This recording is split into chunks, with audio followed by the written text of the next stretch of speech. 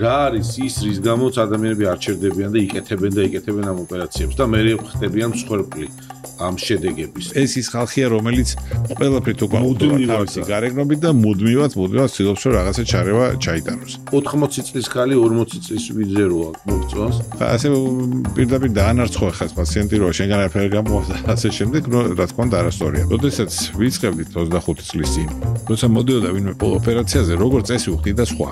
ეხლა დღეს ფაქტობრივად ყველა თავისი ჯიბიდან, ანუ ხალები გააქტიურდნენ უფრო. პირველი ბოტოქსი მე გავაკეთე საქართველოში და იყო ძალიან ცუდი რეაქციები ამაზე, რომ ბოტულინის ტოქსინს აკეთებს. ის არ არის კარგი კაცი. ძუძუს იმპლანტები უნდა შეიცვალოს ოპერაციის მერე? დაახლოებით 10 წლის წინ ვამბობდით, რომ არ უნდა შეიცვალოს, იმიტომ რომ ასე იყო.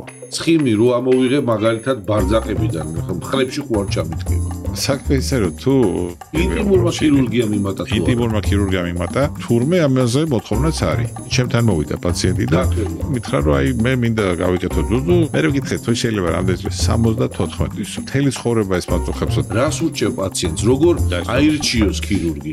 იქნება სხვასაც დაეკითხოთ და მე გააკეთოთ არჩევანი. ეს რჩევა დარჩება ჩვენს მაყურებელს. რაც უფრო ჭკვიანი და განათლებული უფრო ლამაზია, რა თქმა უნდა.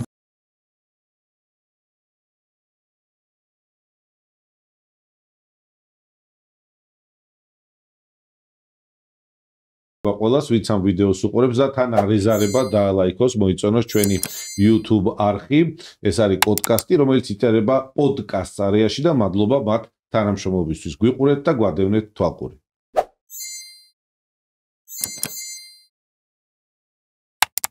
დღეს პოდკასტის სტუმარია ყველასთვის ცნობილი პლასტიკური ქირურგი, ჩემი კოლეგა, მეგობარი, უფროსი მეგობარი, შეიძლება ითქვას მასწავლებელიც კი. რომელიც არის თავისი პროფესიის ერთგული წლებია უკვე, აქვს თავისი კლინიკა, პროფესორი ბატონი გია გვარამია, პლასტიკური ქირურგი. მოგესალმებით გია, ძალიან დიდი მადლობა რომ მოხვედი ჩვენთან.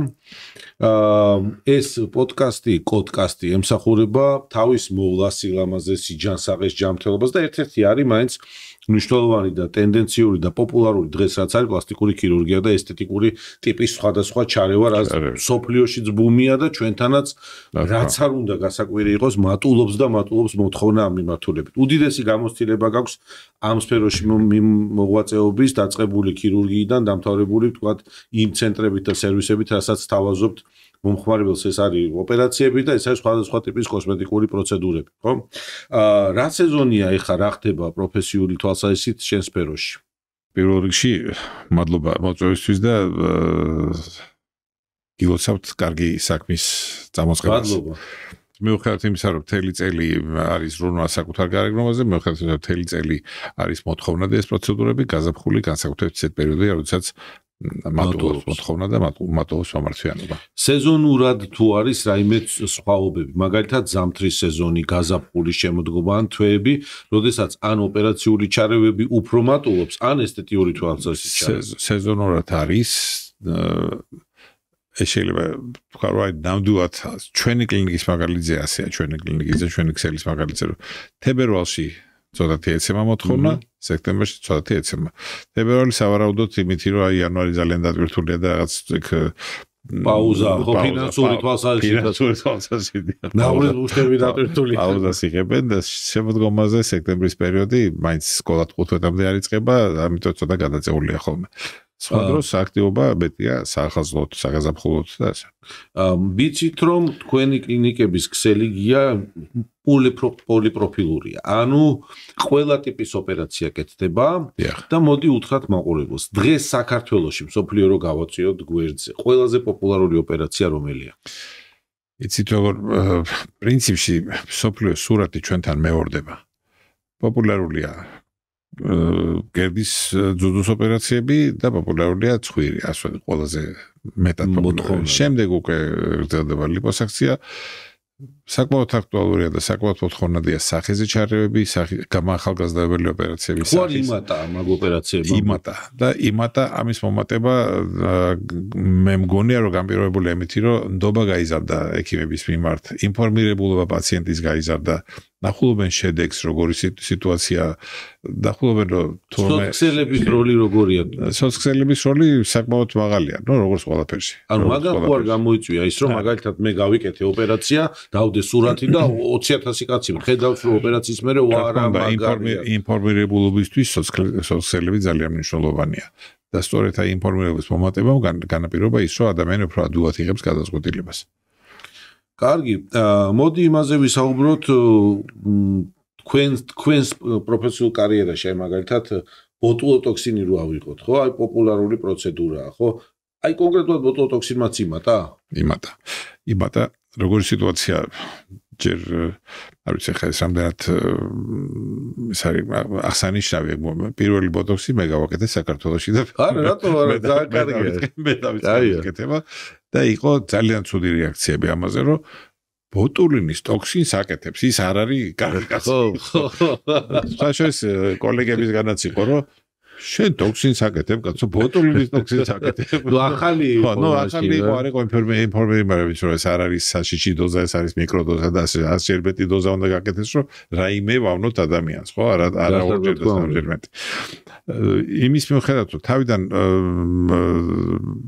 ძალიან ესეთი ცოტა იყო რა თქმა უნდა მოთხოვნა ნელ-ნელა ეს მოთხოვნა გაიზარდა შემდეგ გახდა რაღაც გარკვეული ჯგუფის საკუთრება ბჭყალებში ასე ვთქვათ ამ ბოტულის ტოქსინის კეთება ბოტოქსის პროცედურების კეთება შემდეგ ნელ-ნელა გაიშალა და ეხლა დღეს საკმაოდ ბევრია მაგრამ დღეს ისევ და ისევ ცოტა გულისწყივით მინდა აღვნიშნო რომ როგორც ბოტულინის ტოქსინი, როგორც ბოტოქსის პროცედურები, ანუ ნებისმიერი ესთეტიკური პროცედურა, რომელიც მე მხედველობაში მაქვს საექიმო ესთეტიკური პროცედურა, არის ბოტულინის ტოქსინი, რაც არის სხვადასხვა ფილერის გაკეთება, სამწუხაროდ ყოველგვარი კონტროლის გარეშე კეთდება ყველგან. როგორც ვიცი, მიდის რაღაცა მუშაობა მაგაზე, ხა რო ცოტა დარეგულირდეს. არ ვიცი, მე მეეჭვება რომ ეს დარეგულირდება, იმიტომ რომ ეს ასე ვთქვათ, ჯინი გამოშვებულია და ამის უკან ჩაბრუნება ძალიან ძნელი იქნება და შესაძლებელია რომ არც დიდი ინტერესი არ აქვს არავის ამის გაკეთების. არც დიდი ინტერესი არ აქვს. ფუნქციონალურად მუშაობს ეს სფერო ესე. ფუნქციონალურად მუშაობს, მაგრამ საქმე ის არის, ამის რეგულირება შეიძლება თუ ვინმე ისჯება ესთეტიკური მედიცინის მხედველობაში კლინიკა ან ექიმია სპეციალისტი იჯდება მხოლოდ ლიცენზირებული ხალხი. ხო, ანუ არა ლიცენზირებული. პასუხი ჭანდაც სამინისტროდან არის ეგეთი, რომ ესენი ჩვენი რეგულაციის სფეროს გარეთ არიან. და არ ვიცი რას აკეთებენ. შესაბამისად, ნებისმიერ საბარგმახოში სადაც ნახავთ, რომ იქ არის გამოკრული ვაკეთებთ ბოტოქსს, ვაკეთებთ ჩვენ თუ ვახსენეთ სიტყვა ბოტოქსი რეკლამაში აუცილებლად ჯარიმდებით, იმიტომ რომ კანონით ჯანდაცვის შესახებ არ შეიძლება სიტყვა ბოტოქსი არ იყოს მოხსენებული რეკლამაში, ისე როგორც დავუშვათ ნარკოტიკი მორფი და ასე შემდეგ. დასაგებია. მაგრამ ყველგან გამოკრულია როგორც ხედავთ, ანუ რეგულაცია არ არის აბსოლუტურად ამისი.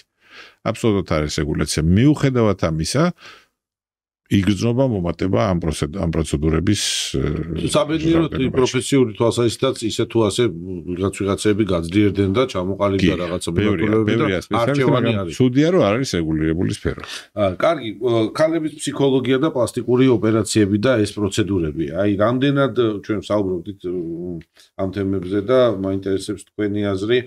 აი რა არის ის რის გამოც ადამიანები არ ჩერდებიან და იკეთებენ ამ ოპერაციებს და მე ხდებიან მსხვერპლი ამ შედეგების რა ჩვენ ქვეყანაშიც ბევრი ესეთი და დასავლეთში კიდევ უამრავი რა ხდება ამ დროს ადამიანის ტვინში რატომ ხდება ეს ნუ თქვენ ძალიან კარგად იცით რომ დაახლოებით 15% ადამიანების არის შეპყრობილი ამ არასრულფასოვნების კომპლექსით ეგრეთ წოდებული საკუთარი სხეულის დისმორფიის სინდრომით რასაც ქვია მაგრამ ეს არის მხოლოდ 15% სადაო ზოგი 10 ამბობს ზოგი 25-მდე მაგრამ საშუალოდ 15% ანუ ეს ის ხალხია რომელიც ყველაფრით უკვე თავისი გარეგნობით და მუდმივად ცდილობს რომ რაღაცა ჩარევა ჩაიტაროს. თქვენი კითხვა ძალიან სწორია რომ აი რატომ მოდიან და ფსიქოლოგია როგორი არის. ჩვენი პირველი საქმე კონსულტაციაზე არის რომ გამოვავლინოთ რატომ მოვიდა. რა პრობლემა აქვს. ჭეშმარიტია პრობლემა თუ არა. არის სიტუაცია რომ ხა ადამიანს შეხედავ აქვს კეხი და ამბობს რომ თუ შეიძლება ეს კეხი შევცვალოთ. ან დავუშვათ ძუძუ აქვს პატარა ზომის და ამბობს რომ შეიძლება გავზარდოთ ან არ გავზარდოთ მაგრამ ზოგჯერ არის ხოლმე რომ აი ბევრი გეყოლება ესეთი პაციენტიც დანახი რომ არაფერი ფაქტობრივად არ ჭირდება მაგრამ ეძებს მიზეზს რომ იქნება ის შევცვალოთ იქნება ის შევცვალოთ შესაბამისად აქ უკვე ყველგან არის ესეთი მომენტი რომ ხომ არ არის იმ სინდრომის ანუ ხომ არ ჭირდება სხვა ტიპის მხარდაჭერა და არა ოპერაცია შეიცვალა ჩვენი პაციენტების მიდგომა ამ ჩარევებისადმი მიდგომის გარდა შეიცვალა დამოკიდებულება თვითონ. საინტერესო მომენტი შემიძლია აღვნიშნო, რომ თუ ადრე პაციენტი დავუშვათ, ახლა ჩვენი კლინიკა რომელიც მაშინათვე გამოვიდა, ასე ვთქვათ, ერთდროულად დავიწყეთ მომსახურება როგორც ქირურგიული, ასე არაქირურგიული, გაერთიანებული როგორც ერთი სერვისი. ბევრი საკმაოდ არის ათასობით პაციენტია გატარებული ჩვენთან. როდესაც ვიწყებდით 25 წლის წინ, როცა მოდიოდა ვინმე ოპერაციაზე, როგორც წესი უხდიდა სხვა. გასაგებია მშობელი, მაგრამ თუ უკვე დასრული იყო, სულწოვანი იყო, ვიღაცა სხვა ეხმარებოდა გადახდაში. ამასობაში შეიცვალა საქმე, რომ ეხლა დღეს ფაქტიურად ყველა თავისი ჯიბიდან, ანუ ხალები გააქტიურდნენ უფრო. მეტი შესაძლებლობები გაუჩნდნენ, უფრო დამოუკიდებელი გახდა, უფრო მეტად თვითონ იღებენ გადაწყვეტილებებს. და ამან მოახდინა ზეგავლენა რაოდენობაზე. არავის აღარ თხოვს, თვითონ წვეს, თვითონ იკეთებს, თვითონ იცის რატომ იკეთებს, თვითონ იცის რა უნდა გამოისწოროს. რა თქმა უნდა, ამის უკან დგას კარიერული მომენტები აქვს, რა თქმა უნდა, პირადი ურთიერთობებიც და ასე შემდეგ, მაგრამ ფაქტია, რომ დღეს ქალების ფსიქოლოგია ზოგადად არის შეცვლილი. როგორც მამაკაც და როგორც ექიმს ერთობლივად მინდა გკითხო რა, მე ჩემი ხედვა მაქვს და შენი ხედვა გექნება. 80 წლის ხალი 40 წლის ვიძეროა მოგწონს? ცი როგორ სიტუაცია? პირობითად მომხდარა. გასაგებია გააჩნია ასევე მის ამჩატებულ ქცევას. რამდენად მოყვება თოკი ის დარბაისელია თავის ასაკის შესაძლებლად ხიარულზე არ მაქვს საუბარი. ხო, რაღაც არის ხოლმე სიტუაცია, რომ ზოგჯერ ჯობია არც კითხვა არაფერი, მაგრამ საქმე ისაა, რომ როდესაც გამოიყურება კარგად, რა თქმა უნდა ძალიან კარგია. რა თქმა უნდა ძალიან კარგია და ისასალმებელია, მაგრამ არის სიტუაცია, როცა სამწუხაროდ ვერ გამოიყურება, ან ის ასაკის მისი ქცევა ასაკს არ შეესაბამება და ამ დროს ისევ და ისევ დაფიქრება საჭირო ღირს თუ არა ჩვენი ჩარევა. რას ეუბნები იმ ადამიანებს, ვისაც მოლოდინები უფრო მეტი აქვს თავის თავში ჩამოყალიბებული, ანუ ზოგს გქონია, მეც მქონია პრაქტიკაში ესეთი არაერთხელ, რომ აი რაღაცას რო გაიკეთებს, გახდება რაღაც საოცრება. ამ დროს რეალურად უყურებ აფასებ და იმისგან საოცრება ვერაძოს ვერ გახდება, ხო, ვიზუალური პარამეტრები რო იყოთ ადამიანობაში და განსამყაროს თავს ვანებებთ რა, სუფთა ფიზიკურ ვიზუალურ გარეგნობაზე. როგორ რა მანევრებია მან, რომ ადამიანი დაარწმუნო და ამშვიდო. ეს ყველაფერი კონსულტაციის დროს საკმაოდ ხანგრძლივია ხოლმე კონსულტაცია. განსაკუთრებით არის, როდესაც ათხოვთ, რომ პაციენტი არ არის დარწმუნებული იმაში, თუ რა მოლოდინი ექნება და ძალიან მსუბუქად უყურებს, რომ არ იქნება არც ნაწიბური ოპერაციის შემდეგ, როგორ პლასტიკური გავიკეთეთ და უნდა დამაჩნდეს, ნაწიბური რა თქმა უნდა დააჩნდეს. ამიტომ ძალიან ბევრი დრო იხარჯება ამაში, რომ აუხსნათ პაციენტს გავაგებინოთ, რომ ნაწიბურიც იქნება. შედეგებით თავისთავზე საუბრობ. ნაწიბურიც იქნება, ანუ ის ფოტო რომ მოიტანეთ, ის იმის ფოტოა და თქვენ სხვა ფოტო გაქვთ და სხვა გარეგნობა გაქვთ. ამიტომ ძალიან ხანგრძლივია ეს კონსულტაცია. თუ ვატყობ, რომ ჩვენ ერთ ენაზე ვერ ვიწყებ. თავიდან ახლა არ არის გასაკვირი პაციენტი მოდის ამბის გასარკვევად. რა თქმა უნდა, ბუნებრივია. მოდის ამბის გასარკვევად, იმას თავისი წარმოადგენდა, ამას გავიკეთებ, მოხდება ის, ესე შეიცვლება ჩემი ცხოვრება, ასე, მაგრამ ასე პირდაპირ დაანარცხო ახლა ეს პაციენტი, რომ შენგან არაფერი გამოვა და ასე შემდეგ, რა თქმა უნდა არასწორია, მაგრამ ახლა ყოველთვის ვეუბნები ხოლმე, რომ ვცდილობ ყველაფერი დავანახო, რა შეიძლება იყოს. თავისი გართულებით, რომ სწორად მიიღოს გადაწყვეტილება, იმიტომ რომ ნებისმიერი ჩარევა კი ვიცით, რომ ნებისმიერი ჩარევა შეიძლება გართულდეს. თუ პაციენტმა იცის მოლოდინი, თუ მოლოდინი კი ინფორმაცია თუ აქვს, რომ ასეთი რაღაც შეიძლება მოხდეს, ის ბუნებრივად ჯანსაღად მიიღებს. ტრაგედია არ არის. ის ტრაგედია არ არის და ადვილად ხდება მისი გამოჯამრთელება და ადვილად ხდება მისი ადაპტაცია, მაგრამ როცა მოლოდინი აქვს, რომ მხოლოდ და მხოლოდ ვარდისფერი და ბრჭყვიალა იქნება ყველაფერი და აღმოჩნდება რაღაცა გართულ და რაღაცა ისე არ წავიდა როგორც საჭირო არის ქირურგიისთვის და არა მარტო ქირურგიისთვის. ანუ სამწუხაროდ აქ ექიმები სწოდავენ, რომ ზოგჯერ ინფორმაციას სრულად არ აწოდებენ. ასეთ სიტუაციაში პაციენტს უჭირს ადაპტაცია. უჭირს ადაპტაცია, რასაც ელოდებოდა ის არ მიიღო სხვა.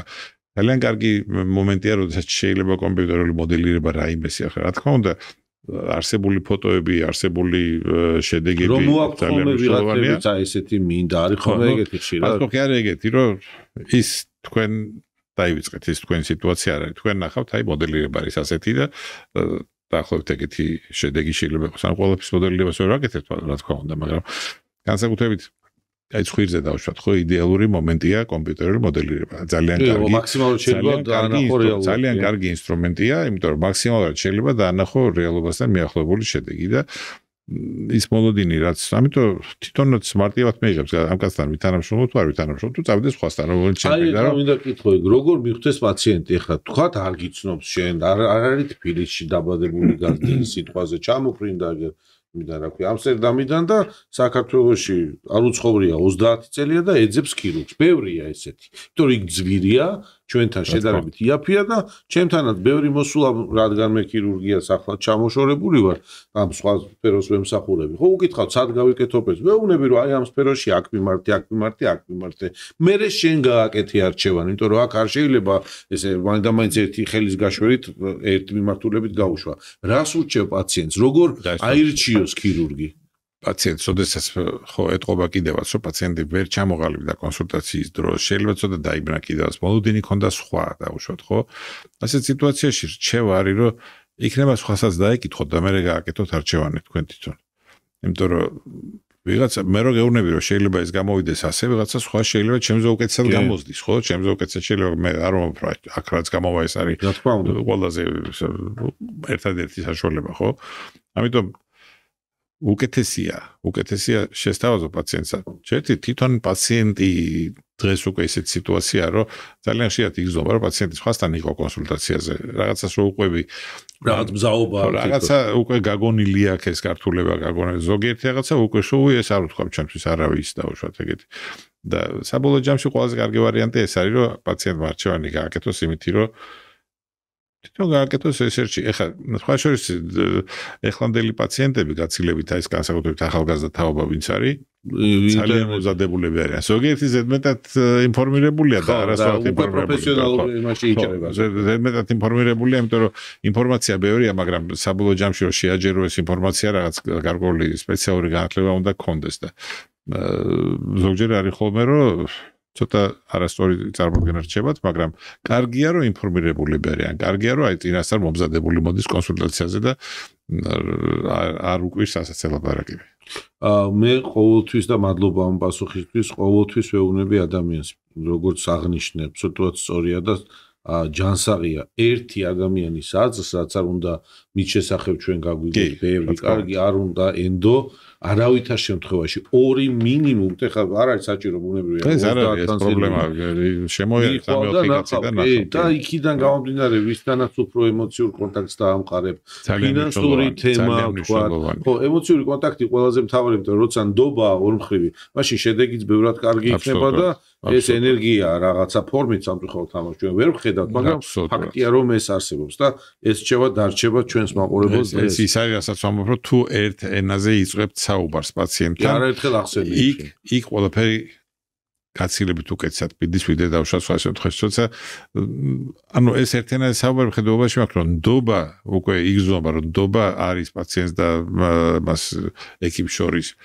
ანუ ყველა ზოგჯერ არის ხოლმე სიტუაცია რამე რომ გართულდება ეს პაციენტი რომელიც შენთან ძალიან კარგად ნდობაში ხო ან უკვე არის ინფორმირებული ამ საუბარზე ზოგჯერ ახეთ გაზღანებს ხოლმე რა არაუშავს ეს ხო ეხა გაივლის არაფერი პრობლემა არ არის ადამიანური მომენტია კი ესე რომ ეს ძალიან მნიშვნელოვანია სოფლიოში პლასტიკური ქირურგიის ბიზნესში ბრუნვა არის 45 მილიარდზე მეტი და ეს მატულობს საქართველოში მატულობს ეს აი როგორც ბიზნესმენი ცხაშკარად მატულობს და თან ექიმი ხარ ხო ამ ხელა ცენტრებს კურირებ ხო რა განაპირობებს ამ მატულ რაღაცა ფინანსური კეთილდღეობა განაპირობებს ქვეყნის თუ პოპულარობის ესე თქვა უწყვეტი ზრდა პოპულარობის უწყვეტი ზრდა ეს არის ძალიან კარგი დამახასიათებელი მომენტი კრიტერიუმი ამ სიტუაციის ნახეთ რამდენი ამასობაში სანამ ჩვენ ერთმანეთს ვსწავლდა სანამ ჩვენ მუშაობთ რამდენი კლინიკა ამუშავდა რამდენი კლინიკა გაიხსნა რამდენი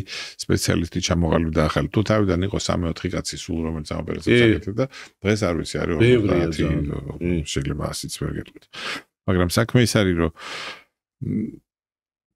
ეს არის გახდა ტრენდული ჩვენთვის არ იყო ეს ასეთი ინფორმაცია ჩვენთან არ იყო ასეთი ტრენდი რომ აი ზრუნვა გარეგნობაზე ზრუნვა აი რაღაცების გამოსწორება ძირითადი მომენტი ჩვენთან იყო რა ცხვრის ოპერაცია გაკეთებოდა და ნუ ცოტა ყურის ოპერაცია იქ რა ისე თვალნათლივ ჩანგახს ნუ შიგადაშიგი პოცლის პლასტიკა გაკეთებოდა მაგრამ ეხლა უკვე აი კონკრეტულად ეს დარგი კი ხედავთ როგორც გამვითარდა ჩვენ დავიწყეთ 25 წლის წინ და 25 წლის განმავლობაში ძალიან დიდი ნახტომია საქართველოსთვის ეს ძალიან დიდი ნახტომია ის რაოდენობა ოპერაციების რაც კეთდებოდა დღეს ალბათ 100-ჯერ მეტი ამ ოპერაციების თუ ყველა კლინიკას ავიღებ ძალიან დიდი მასშტაბის გაიზარდა საზოგადოებრივ თუ გიწევთ მუშაობა არა ვიზიტები გასაგებია კოლეგებთან ვიზიტები თუ გიწევთ კოლეგებთან ვიზიტები კი მაგრამ მუშაობა როგორც ესეთი რომ მუშაობა ხა ასეთ სიტუაცია რომ აი მე იქ მუშაობდი და უშუალოდ იქ ნუ ცოტა სასაცილოა ხა მუშაობდი როგორ მუშაობდი ლიცენზია არა გაქვს უფლება არა გაქვს ის რომ საოპერაციო შეხვედი და ოპერაციას დაესწარი და შენს კოლეგასთან ისაუბრე რაღაცა გარჩიეს მუშაობას არ ნიშნავს ამიტომ ნუ ხა ერთი ცუდი მომენტი გამახსენდა ამას წინათ არ ვიცი ვიზია საუბარი მაგრამ ინფორმაცია იყო არ ვიცი თუ მიაქცია ყურადღება რომ ქართველი პლასტიკური ქირურგი დააპატიმრეს ვენაში იმიტომ რომ არალეგალურ საქმიანობას აკეთებდა ეწეოდა სადღაც ბინაში ქონდა საოპერაციო მოწყობილი და ეს იყო ჩვენ საინფორმაციოებში გაჟღერდა არ იყო გვარი ნახსენები არავის ვინ იყო რა ხო არ ვიცი რა იყო როგორ იყო იქ მოვიდათ რაღაც გართულება ანაფილაქსიური შოკი იყო მოუწიათ საავტოფოში წაყვანა და ამითი გაიხსნა ეს სიტუაცია ანუ მუშაობა ასე არ არის ჭირდება ლიცენზია ჭირდება სპეციალური უფლებების მოპოვება ამიტომ ჩვენი კონტაქტი რა ჩვენ გვაქვს უცხოელებთან ნუ ყოველ შემთხვევაში მე ვერასოდეს ვერ ვიტყვი მუშაობდი საზღვარგარეთ ინოვაციებს რაც შეეხება დღეს ბევრი მითია დამეთანხმები კი ამაში რომ ხალხს გონია ლაზერით რაღაცა კეთდება უსისხლოდ რაღაცა კეთდება ანუ იმდენად ჩართულია სხვადასხვა საინფორმაციო კამპანიები არაოფიციალურად რა ანუ ვიღაცა იტყვის მე ეს გაპიარდება იქ ეს აი რამე სიახლე თუ არის მაგალითად პლასტიკურ ქირურგიაში რაც თქვენ როგორც ქირურგს გიმარტივებთ ოპერაციის წარმოებას შედეგები გაუმჯობეს და რა არის ეს მასალებია ტექნიკური აპარატურული უზრუნველყოფა თუ რა არის სიახლე აი რაც მე მუშაობ ამ პერიოდიდან რომ მივაყოლო თვალი ხო დავუშვათ ლიპოსაქცია ნუ რუტინული ოპერაცია ხო რომელიც კეთდებოდა საქართველოში და თქვენ ცნობილი ხართ ამ ოპერაციით წლების განმავლობაში ლიპოსაქციის ნუ პირველი ჩვენთან გაკეთდა ულტრაბგერითი ლიპოსაქცია ეს არის უახლესი აპარატურა რომელიც მუდმივად ვითარდება ეხლაც კი აი გუშინაც კი ახალი მეოთხე თაობის ულტრაბგერითი ლიპოსაქციის აპარატი ანუ ეს ყველა ახალი აპარატურა მართლა ამარტივებს ოპერაციას აუნჯობესებს შედეგს უკეთესი შედეგია აუნჯობესებს რეაბილიტაციის პერიოდს რა ძალიან მნიშვნელოვანია ჩვენი პაციენტისთვის ხო ამბობდი რომ თვითონვე იხდიან ანუ დაკავებულია სუმუშაობს შესაბამისად მისთვის მნიშვნელოვანია ერთი თვით არ გამოვარდეს სამსახურიდან და ჩვეული რიტმიდან ამიტომ ეს აპარატურა ყველაფერი ძალიან მნიშვნელოვანია ძალიან ძნელია იმდენად ბევრია უკვე აპარატურა ძალიან ძნელი გახდა გარკვევა რა შეიძლება შევიძინოთ რა შეიძლება უკეთესი იყოს ჩვენი პაციენტებისთვის მაგრამ ნუ არის ამისთვის ფორუმები გამოფენები კონფერენციები და ასე შემდეგ სადაც ვნახულობთ რომ მართლა უკეთესია მართლა გვეხმარება შესაბამისად აპარატურა მნიშვნელოვანია იქ საკერავო მასალა იცვლება კი ჩემზე კარგად იცვლება იმპლანტები იცვლება თვითონ ტექნოლოგია დავუშვათ ახლა სახის ოპერაციებზე რომ იყო ისევ და ისევ დარჩენილია რომ ანუ ესეთი სრული აწევა სახის დიახ სრული აწევა სახის მაგრამ თუ კეთდებოდა სხვა განაკვეთებით სხვა მასშტაბით დღეს კეთდება სხვა მიდგომით ბავშვად მიდგომა თუ იყო იმისი რომ ნაოჭი არ უნდა იყოს საერთოდ უნდა იყოს გადაჭიმული და შეხედავ ადამიანს და ისე გადაჭიმული რომ მიმიკა დაკარგულია ხო მაგრამ დღეს უკვე სხვა სიტუაცია რომ პირიქით მეტი აქცენტი წავიდა ცოტა შეიქმნას მოცულობები უფრო ახალგაზრდა სახე იყოს უფრო კარგად დასვენებული სახე ეს უკვე უკეთეს შედეგი იგივე დავუშვათ ცხვირის ოპერაციაზე ხა შეხედავ მოჭრილია ცხვირი და გასაგებია რომ ოპერაციებია მეორე მომენტია რომ უკვე არის ოპერაცია არაფერი არ ტყობა ეს წამოვიდა წინა პლანზე. საინტერესოა ეს ყველაფერი. სახიფათოა თუ არა პლასტიკური ოპერაციების გაკეთება? ძალიან ბევრი.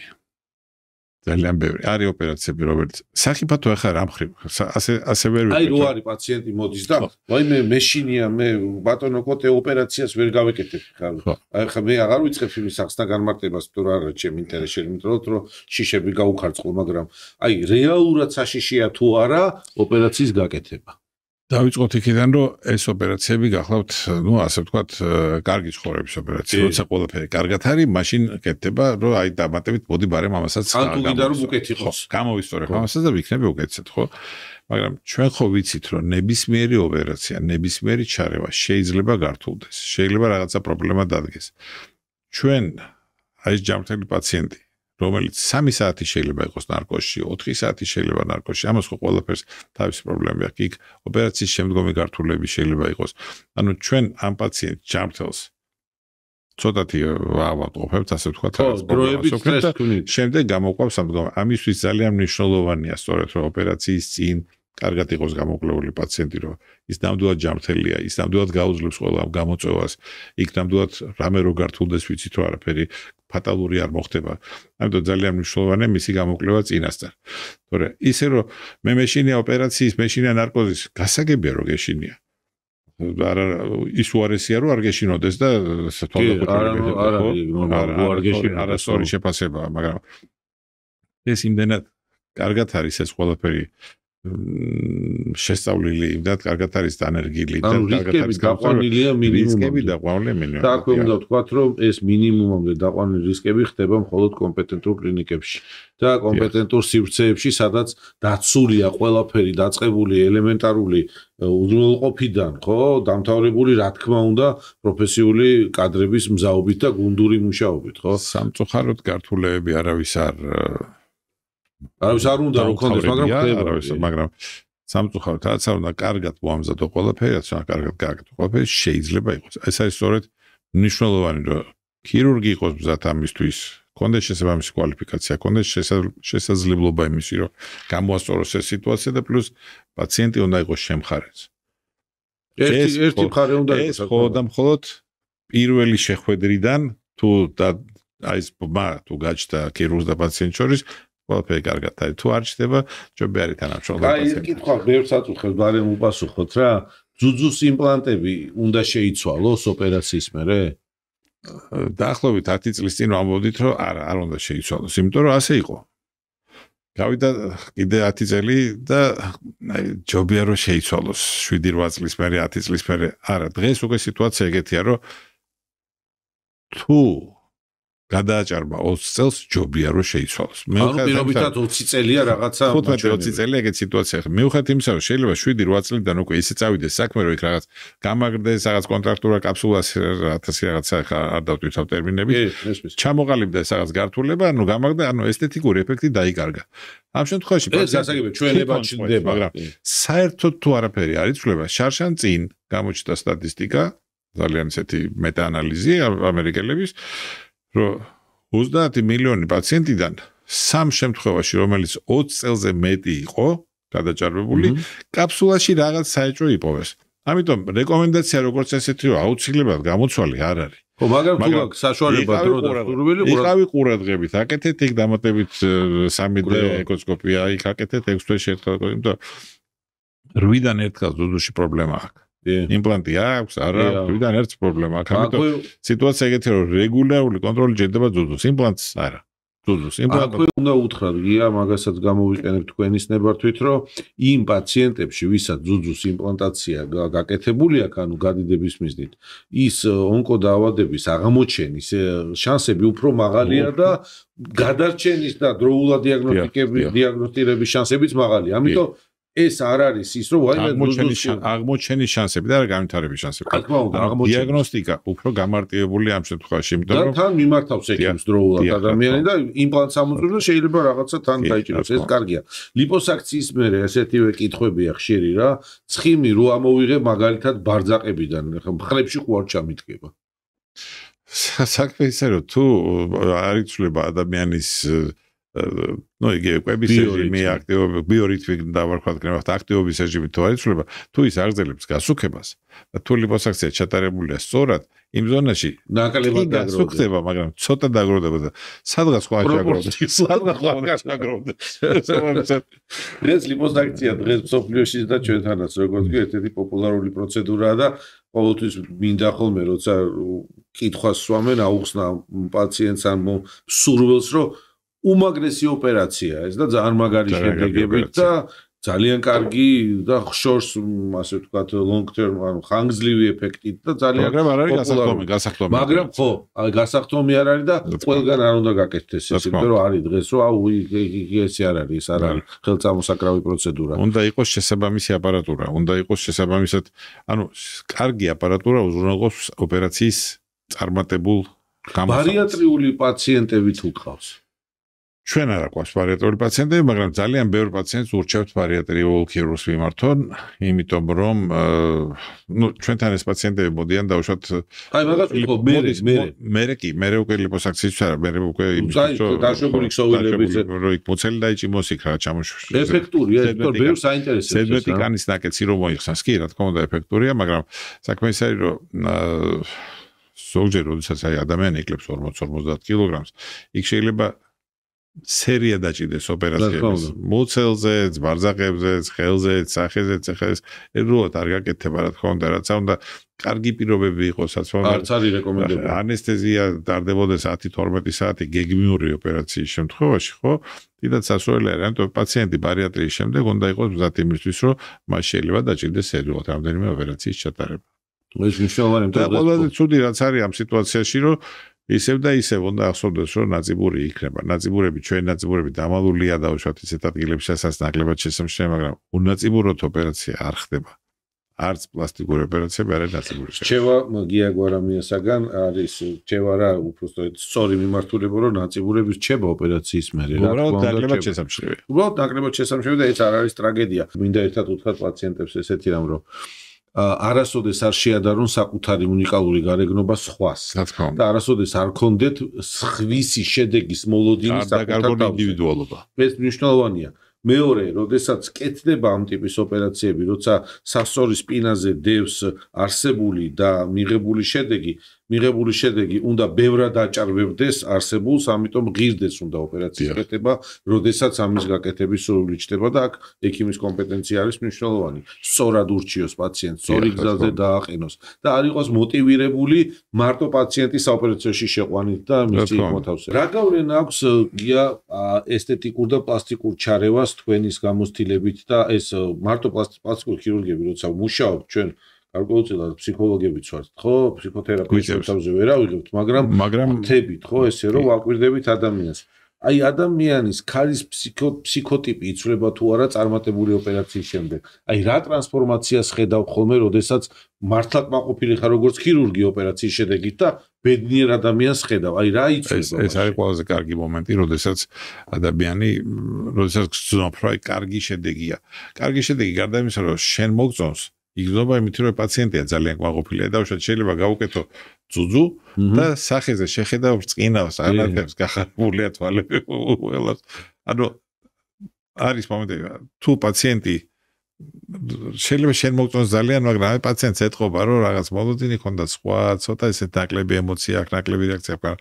როგორც წესი კმაყოფილი პაციენტი ემოციურად ყველა უკეთეს დონეზე გადადის. ერთი შემთხვევა უნდა გავიხსენო, გამოდის პაციენტი ანესთეზიის შემდგომ პალატაშია, გამოიღვიძა აუგმენტაცია ძუძუს გადიდება გაკეთებული და წევს ეხა ადამიანის აწოლში და იყურება ესე წევს და რომ შევედით მოსაკითხად, ჩემწი მოხდა ესა.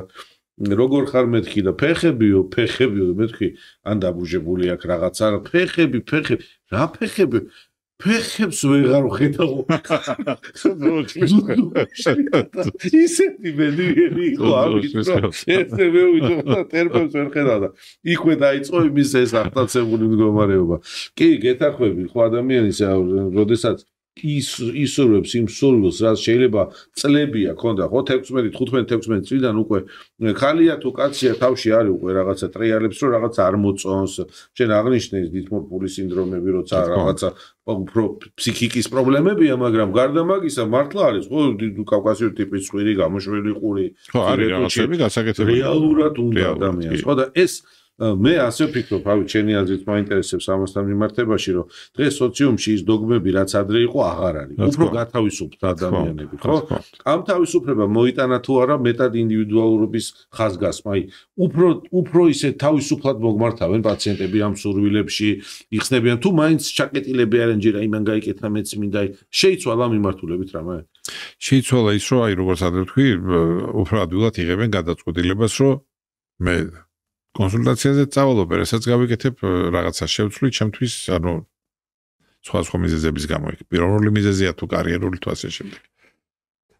ის რომ ინდივიდუალობაზე იყო ერთი ცოტა ესეთი მომენტი, ჯერ შეიძლება არ არის შემოღალებული, მაგრამ თვალშისაცემი გახდა სულ რაღაცაი ბოლო წლის განმავლობაში არაქირურგიული ჩარევისგან, იგივე ფილერისგან დავუშვათ კოშმარებია, კი. ფაქტიურად კოშმარია, ფაქტიურად კოშმარია, რომ სტანდარტულად ყველას ერთი ტუჩი დაბერილი ყრიმალები, არ ვიცი, მაშინ ქსენოფობიაში არ ჩამომართვათ, შეიძლება ეს რუსული გავლენა იწყება საქართველოს. ხო, სხვათა შორის მაგ ტუჩებს ასევე ქვია, რუსულ ტუჩებს თელ სოფლიოში ცნობილია, როგორც რუსული ტუჩი და აი ეს კოშმარი, რომელიც ახლა ჩვენ ხედავთ და კმაყოფილი დადიან ჩვენი პაციენტები, ძალიან ბევრისგან მიგვირს, რომ ინტელექტუალურია, ძალიან შეგნებულია, მაგრამ ну, გადაწყვეტილება მან გადაწყვიტა, რომ ეს ჯობია მისთვის. ხა თავისუფალია თავის არჩევანში, მაგრამ ჩემთვის ეს ძალიან ცუდი აღსაქმელია. ალბათ ჩემთვის. მეც ახმის დონეზე რთულია და ზოგ შემთხვევაში თან გიმტკიცებენ, რომ როგორ არა მომწონსო და ну, ეს ზოგჯერ აკეთებ ტუჩს და გეუბნა, კიდევ აი ცოტა სხვანაირად. მე რო უხსნი რომ აქ შეშუპდება, იქ იქნება, ну, არ ვიცი, ეს თვითონ გასარკვევი. ერთი მომენტია კიდევ, რომ ყველა ასაკს თავისი ეს მოთხოვნა სტანდარტი ჩემი გამოსტილებით არა ყველა ასაკისთვის რაღაც გარკვეული სტანდარტია დავუშვათ 18-19 წლისთვის უფრო მეტად ცხვირის პრობლემები არის ხოლმე რომ ანუ შენ ამბობ მოთხოვნებიდან გამომდინარე უფრო მოგვიანებით აი უკვე 20-ზე მეტი 25-30 იქ ორსულობა მშობიარობები და რაღაც პრობლემები უფრო მეტად ოპერაციები უფრო ხშირია 50-ს გადაცილებული სახის ოპერაციები ინტიმურმა ქირურგიამ იმატა თუ არა ინტიმურმა ქირურგიამ იმატა ძალიან იმატა იმიტომ რომ საერთოდ ამის თაობაზე ინფორმაცია არ იყო ინფორმაცია არ იყო ეხლა დიდათ არ არის გინეკოლოგები ცოტა ერთადერთი იცოდნენ ინტიმურ ქირურგიაში რომ ეხლა რაც ითქვება ინტიმურ ქირურგიის ერთ-ერთი მათ რომ ქალიშვილებს აღდგენა ანუ სხვა არაფერი არ იყო მაგრამ დღეს თურმე შეიძლება რომ ბაგების ფორმა შეიცვალოს თურმე შეიძლება რომ გაკეთდეს პლასტიკა თურმე შეიძლება რომ ლაზერით ოპერაციის გარშე გაახალგაზრდავდეს იქ შეიძლება რაღაც ფილერი ცხიმი 1000 რაღაც არის ანუ ეს არ იყო მაგრამ როგორც კი გაჩნდა თურმე ამაზე მოთხოვნაც არის და შესაბამისად ოპერაციები და ჩარეები წამოვიდა. რა ზღვარი არის ის ზედა ზღვარი თქვენი პროფესიული გამოცდილებიდან და მსოფლიო პლასტიკური ქირურგიის რეკომენდაციებიდან, როდესაც შეიძლება უარი უთხრა პაციენტს ოპერაციაზე. მაგალითად, რამე არის ასაკი, რომელიც განსაზღვრავს, რომ არა, თქვენ ასაკში ეს არ კეთდება. იცით როგორ სიტუაცია, მე ამერიკაში ერთ ოპერაციაზე უბრალოდ მივაქცია ყურადღებას ახლა მე შევედი პაციენტი უკვე ნარკოსში იყო ოპერაცია დაიწყო და მივაქცია ყურადღება ამბულატორიულ იმას სტაციონარულ ბარათს რომელიც იდოდა ну არიდო ჩემი მიმართულებით მომეჩვენა რომ წერია 74 უკეთებოდა იმპლანტის გამოცვლა ძუძუს იმპლანტის და მოვატრიალე რომ მეთქი სწორად მეჩვენა 74 წლის პაციენტს უკეთებოდა გამოცვლა იმპლანტის და საკუთარი ნებით და არა რაღაცა ჩვენი. კითხე ქირურგს რომ ეს და ხო დამეკნია თავი დიახ ეს და ნუ ჩემთვის ეს ძალიან გასაკვირი იყო რომ ასეთი ასაკის პაციენტი მოვიდეს სხვა ცხოვრების დონეა ის აღგზნობს თავს ასაკიანად ის აღგზნობს თავს ბებრად ასე ვთქვათ და აგრძელებს ესეთი აქტიურ ცხოვრებას და შესაბამისად მისთვის ეს მნიშვნელოვანია მაგრამ გაკურებული დავჭი ორი კვირის წინ როცა ჩემთან მოვიდა პაციენტი და დიახ და მითხრა რომ აი მე მინდა გავიკეთო ძუძუ მაგრამ აი ოჯახის წევრები მე ვიფიქრე ალბათ არის 65-66 და უკვე დავიწყეს რომ იცით აი ღირს თქვენთვის ახლა ამაზე ნერვიულობა სტრესი. მე ვკითხე თუ შეიძლება რამდენი წელი 74-ისო. ამ დროს ვერ იტყვი რომ ახლა ის ხო, ანუ კარგად არის ადამიანი. ძალიან კარგად იყო გონებრივად, ძალიან საღად აზროვნებდა და ძალიან კარგად და განათლებულად ლაპარაკობდა, მაგრამ ნუ აწუხებს ამ მთელი ცხოვრება ეს მაწუხებსო და იგრებ რამენერად შესაძლებელია რომ აღვი. ახლა 74 არ არის სასტიკი დავდგეთ და ეს ოპერაციები ვაკეთოთ. განსაკუთრებულად დავმახსოვდა ბოლო პერიოდში 84 წლის ქალი, რომელიც აბსოლუტურად ჯანსაღად მოაზროვნე, აბსოლუტურად თანამედროვე ხედვებით, აბსოლუტურად შეიარაღებული, როცა მოვიდა თხოვნით, რომ სახეზე რამე გამიკეთე. ხო, სახეზე არ მიგვირს ეგ ჩარეები. გაუკეთე ბოტულოტოქსინი. იქ ბევრი არ გააკეთებდა, უდიდესი უმრავლესობა არ მოკიდებდა ხელს, მაგრამ იმდენად გია აი ექიმი ხარ და იმდენად მოტივირებული იყო ადამიანი ამ მიღებული მისა სურვილით რომ გამკეთებინა რომ შეცვლილიყო იმიტომ რომ მეო შვილიშვილები ვიყავ შვილთაშვილებიო მოგზაურო ბევრსო და სიამოვნებს რომ კარგად ვიყო მივიღეთ შედეგი ფანტასტიკური შედეგი აუ აი ბედნიერები ძალიან ხშირად შედეგი აქედან მოდის იმიტომ ის ასუპორტებს ამას ზუსტად ძალიან ხშირად ასე რომ პასუხი გია გვარამიანს იმასთან დაკავშირებით არის თუ არა ზედაზღვარი და მსოფლიო თქვათ ჯანდაცვის სამედიცინო ორგანიზაციები არის ისევ და ისევ ჯანმრთელობის მდგომარეობა თუ ყველაფერი კარგად არის მენტალურად სწორია თუ ის მთელი ცხოვრება ამაზე ოცნობდა და შეუძლია ახლა შეისრულოს ეს მაშია კი რა თქმა უნდა ძალიან მაგარია სვეტსკი გაპრანჭული ბებია უბრალოდ მაგასაკში არ არის ჯანმრთელობის მდგომარეობა ხშირად ისეთი რომ ყველანაირი ოპერაცია იყოს რა თქმა უნდა მე გეთანხმები აბსოლუტურად ბატონ გია ესეთი კითხვა მაქვს ახლა ჩვენ ყველანი მხედავთ დაფილტრულ ქალებს სოციალურ სივრცეებში ხო და რეალურ სიტუაციაში რომ შეხედავ რადიკალურად განსხვავებული მდგომარეობა მოაქვს თუ არა ეს ეგრეთ წოდებული ფილტრ დადებული საკუთარი სურათი იშვიათად მაგრამ მოაქვს და ესეც ყურადღების ფისაქცევია ჩვენთვის რომ ანუ შესაძლოა იმას არ აქვს სწორი მოლოდინი ოპერაციის მასთან საუბარი იმაზე რომ შეიძლება გართულდეს არ იქნება ახმული სწორად ამიტომ ცოტა საფრთხილო არის ასეთ სიტუაციაში ამ პაციენტთან მუშაობა სამუშაოა მოკლედ ეგეთი ცოტა საფრთხილო უცებ არ უნდა მეიღო გადაწყვეტილი დღეს ხომ არ ფიქრობ რომ სამწუხაროდ სოფლიოში მოდი ჩვენ ქვეყანას მოვიფეროთ და ნუ იქნებით კრიტიკულები სოფლიოში ეს თემა გახდა რაღაცა კონვეერის მაგვარი შემდეგი გახდა სამწუხაროდ ძალიან კომერციალიზირებულია დარგი და ანუ ბევრმა ფულმა გააფუჭა სხვადასხვა მე ხა მიჭირს ასე თქმა და ცოტა უხერხულიც არის რომ ვინც დიდი ხანია მუშაობს ისინი სხვანაირად იქცევიან ვინც ახლა იწყებს მუშაობას უმეტესობა უფრო მეტად ცდილობს რომ აი რაღაც უფრო ფულს უყურებს ვიდრე პაციენტს მაგრამ როგორც კი დაიწყებ ყურებას ფინანსური ხარისხი და არა პაციენტის ინტერესის და არა იმაზე რომ ხარისხი იყოს კარგი რაზედაც ძირითადად პასუხისმგებლობა არის ჩვენი. პაციენტის პასუხისმგებლობა არანაკლებია, მაგრამ ძირითადად ჩვენი. როგორც კი ფინანსურის გამო რაღაცას გააკეთებ, ჩათვალე ის. აბსოლუტურად გეთანხმები და ყოველთვის მაქვს ხოლმე მაგაზე ყველა ჩემს კოლეგასთან უკავშირი რომ ესმის ხოლმე უიმე იმასთან იმხელა რიგებია 2027 წლის ნოემბრამდე ვერ ჩაიწებ დაღუპული ეგ ამბავი რა ესე ანუ ახლა 2 თვე და თითქმის 3 თვემდე რიგი შეიძლება იყოს ხო ჯანსაღია მაგრამ რაღაცა და ვერ მიგიღებს და არ მიგიღებს იმიტომ რომ დღეს მოგტა 200 პაციენტი მიიღო ტექნიკურად როგორ ორ კვირაში სამ კვირაში შეიძლება ოპერაცია კი შეიძლება თუ ადგილი არის ავტომატურად რა თქმა უნდა, სწორი ჯანსაღი ეგრე. თან ახლა ადგილები შეიძლება იყოს ჩაწერილი დავუშვათ გრაფიკი 2 თვე, მაგრამ ვიღაცას ციკლი დაიწყო ქალები არიან ბოლო ხო შესაძლოა ნორმალურია, ჩაწერილი ადგილი გადადის გადმოდის, მაგრამ ახლა ისე რომ 5 წელი ოპერაცია იყოს ჩაწერილი წინასწარ. გაპრებია. გია გვარამიას ხო არ აქვს რაიმე ეტალონი ხალის, აი მე რაღაცა ხედვა ხო არ აქვს რაიმე სპეციფიური. ერთადერთი რომ ყველა ლამაზია, ყველას თავისი სილამაზე აქვს, ყველას თავისი ხიბლი აქვს. თავარია რომ იყოს გონიერი იყოს ესეთი ჭკვიანი, რაც უფრო ჭკვიანი და განათლებული უფრო ლამაზია რა თქმა უნდა. მიღებულია. ძალიან დიდი მადლობა ბატონგია. იმედია კიდე რაღაც სპეციფიურ თემებზე როცა გვექნება პოდკასტის ჩაწერის სურვილი, სიამოვნებით თუ თქვენ გაგთანხმებით, მოგიწვევთ ხოლმე და გავეროთ რაღაცა საინტერესო თემები YouTube სივრცეში. ეს არის პოდკასტი, ეს არის არხი აქ, რომელიც უნდა გამოიწეროთ იმისთვის, რომ გვიყუროთ, გვისმინოთ და მიიღოთ ბევრი საინტერესო ინფორმაცია ჩვენის დახმარებით. მადლობა რომ გვიყურებთ.